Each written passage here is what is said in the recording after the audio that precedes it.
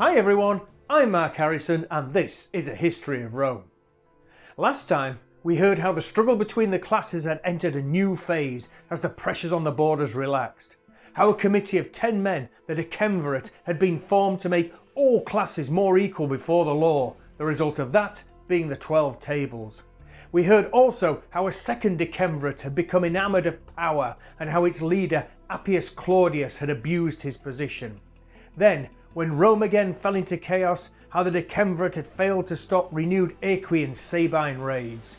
Finally, we heard how this committee had faced a challenge to its authority and how Appius Claudius had fled before the mob. Let's continue. As Appius Claudius hurriedly left the forum and the centurion Lucius Verginius was helped out of the city following the death of his daughter Verginia, there was pandemonium. The senators who had hitherto been focused on bringing down the Decemvirate now turned their attention to the chaos around them. They were particularly worried about Verginius and his followers, for they had been a greatly disruptive influence within the city, and it was feared that their return to camp would be a catalyst for further discontent. To try and quell any possible trouble before it began, the senators sent out messages to the commanders in the field, instructing them to keep their men on a tight leash. And they were right to worry. Verginius did indeed find a willing audience with the soldiers, and he was backed by the civilians who had escorted him. As they told that the Decemvirate had been toppled from power, they urged rebellion. The troops who had been stationed there to counter the threat of Equi raiding parties now abandoned their position, turned and marched towards Rome. Once there, they occupied the Aventine Hill. Once in place upon the hill, soldier and civilian alike turned to the plebeians in general, encouraging them to elect new tribunes. The Senate reacted to this group of agitators by proposing to send a delegation of 3 of their own to discuss their demands.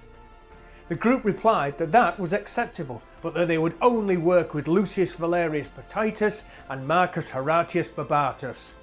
Verginius now suggested to the plebeians that it would be best to elect 10 of their number as military tribunes to discuss on their behalf. This was done, with Verginius being one of those elected. Whilst this was going on in the city, there was still the matter of the other army in the field. This one had been dispatched to deal with the current Sabine threat. It too now rebelled. The instigator in this case was Icilius, the man who had been betrothed to Verginius' now deceased daughter Verginia. These rebels Icilius encouraged to follow the lead of their fellow soldiers. They did so, first by electing 10 military tribunes of their own, and then by marching to Rome to unify with their comrades already there. The now 20 military tribunes, seated upon the Aventine, looked to streamline their command structure, and so elected 2 of their members to take overall charge. They were Marcus Oppius and Sextus Manilius. But with both sides now seemingly ready for discussion, no discussion took place.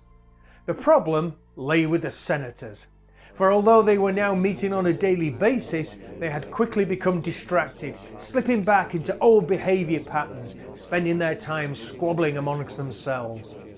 Their main focus was now on the need to force the members of the Decemvirate to resign. This the 10 men promised to do, but only after the full enactment of the 12 tables. This wrangling went on, and while it did so, those who waited on the Aventine Hill gradually began to lose patience. When they had finally had enough of senatorial infighting, they decided to push things along a little by undertaking the same action as the one from around half a century before. They seceded to Mons Sacer. Here they were joined by many civilian plebeians sympathetic to the cause, and together they demanded the immediate reinstatement of the plebeian tribunes. This action had an immediate effect on the senators, who quickly forgot their internal differences and began to debate what should be done now about these troublesome plebeians. Many thought that this was an opportunity to recoup some of the ground that the patricians had previously lost, and they argued for standing their ground against the reinstatement of the tribunes. But others, including Valerius and Horatius, countered that the only way to get rid of the Decemvirate and to return to normal patrician magistracies was to work with the plebeians, and to do that, tribunician power would have to be restored. In the end, the latter argument won the day. As for the Decemvirate, it was becoming very clear to them that they were now about to face a solid front of patricians and plebeians, and so they finally relented and agreed to step down. But they did so only with the caveat that they would be guaranteed immunity from any reprisals. So, armed with an agreement amongst the senators and the promises of the Decemvirate, Horatius and Valerius met with the plebeians in order to negotiate terms. The plebeian demands were not only for the immediate restoration of their tribunes and for the reinstatement of the right of appeal, they also asked for total immunity from prosecution for their own actions in the rebellion, whilst demanding the harshest of punishments against the Decemvirate. The Senate swiftly agreed to the reinstatement of the tribunes and to the right of appeal. They also agreed to the plebeians' demands for immunity from prosecution, but they would only agree to the abdication of the Decemvirate and not to any retribution against them. With consensus now reached, the people returned to Rome, whereupon they elected new tribunes. Once in office, the plebeian council carried a motion of immunity before passing a bill for the election of new consuls. The two men chosen were Lucius Valerius Potitus and Marcus Horatius Barbatus. Once they were in position, the two consuls enacted the Legis Valerii Horatii. This law restored the right of appeal, once more made the person of plebeian tribune sacrosanct, and made all the resolutions of the plebeian council binding on the people. In addition, the law also called for all future senatorial decrees to be delivered into the hands of the aediles at the Temple of Ceres. This was a significant move, as it would help to counter the rampant abuse of decrees that had occurred previously, when unscrupulous senators had at times altered the contents of decrees after they had been passed by the Senate.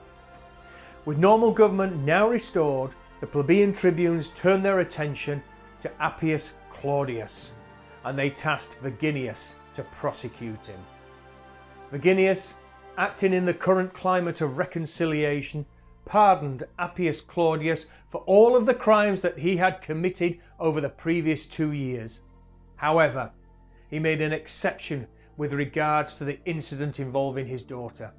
He told the former decemvir that he would be arrested unless he could name just one person who could prove that he had not acted against the law in his pursuit of Verginia. Appius Claudius' response was to demand a trial, in which he stated it should be tested as to whether his new laws had brought freedom or tyranny to the Roman people. This was refused, and he was imprisoned. Despite his incarceration, he kept appealing for a trial, but Verginius remained resolute, blocking his appeals and continuing to press for him to produce his witness. Becoming despondent and with seemingly no way out, Appius Claudius killed himself in his cell. It was the beginning of the end for the members of the second Decemvirate. Before long, another decemvir, Spurius Oppius Cornicus, had also committed suicide, and those that remained now went into exile. The Decemvirate may have come to an ignominious end, but its work was to be the cornerstone of Roman law long after. The 12 tables were now engraved on bronze and ivory tablets and displayed in public for all to see. The consuls now turned their attention to the issue of the Sabines and the Equi that were still raiding Roman territory. They raised 2 armies and led them into battle. In their endeavour, they were entirely successful. But on their return to Rome, their demand for a triumph was rejected by the Senate. The plebeian tribunes, no doubt remembering the work these 2 men had done in getting their college reinstated, took the matter to a public vote.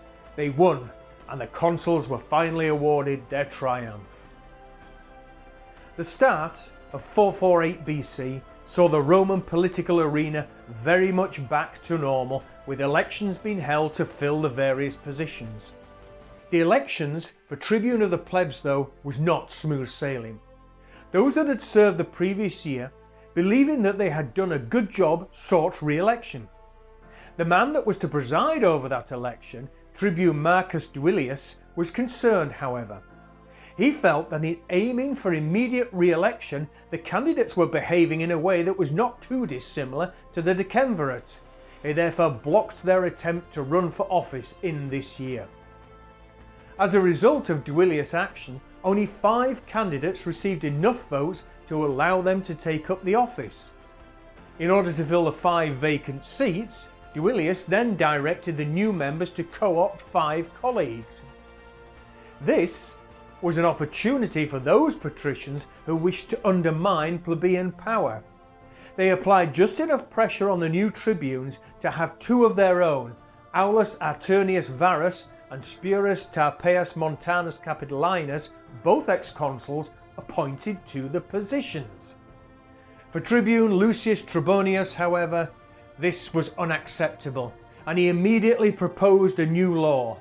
The Lex Trebonia would forbid the co-opting of tribunes. Instead, voting would simply continue until enough candidates had received enough votes to fill all the vacant positions. Trebonius was successful, and the law was passed. So, once more in the face of a patrician power grab, the plebeians had stood firm. They had flexed their combined muscles and consolidated their hard-won gains from earlier conflicts. Something they had done this time with the help of some of those from the ruling class. And with attacks on them and their allies becoming less frequent and not too intense, it seemed that the Romans were heading for a period of stability. Only time would tell if this really was the case. If you like our work, please help by subscribing, pressing the bell button and commenting. And we'll see you next time on A History of Rome.